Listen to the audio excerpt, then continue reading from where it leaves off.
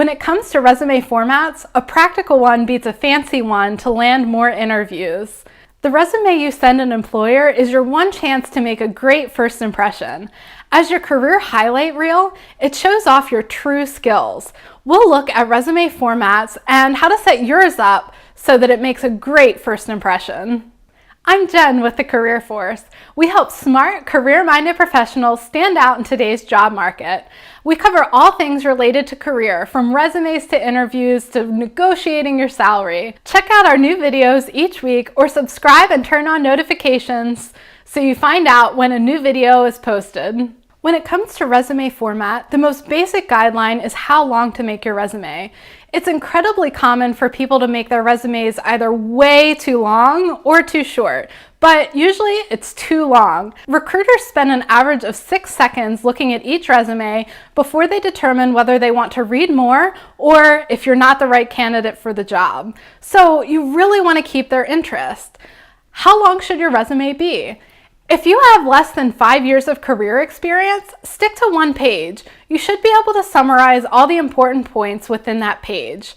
If you have between 5 and about 25 years of career experience, extend your resume up to 2 pages. And it doesn't have to be 2 full pages, just use whatever is needed to convey the necessary information. With more than 25 years of experience, especially if you've been in a lot of different roles over your career, you can extend your resume to up to 3 pages. Again, it doesn't have to be 3 pages, but use as much as necessary to convey the right information. Make sure your resume is functional before it's flashy. We've seen an internet trend of beautiful resumes that also are never going to land you a job. While beautiful is great in a creative industry, in most professional careers, your priority should be on the content, even if it means that the format may look a bit boring to you. Let your resume content and not the format be the part that's really unique to you. Here are a few tips that will help make sure your resume is functional. Use a standard font like Times New Roman or Arial. Use standard margins. 3/4 of an inch to an inch are fine. Use a font that's easily readable. This means font size of 11 points or higher.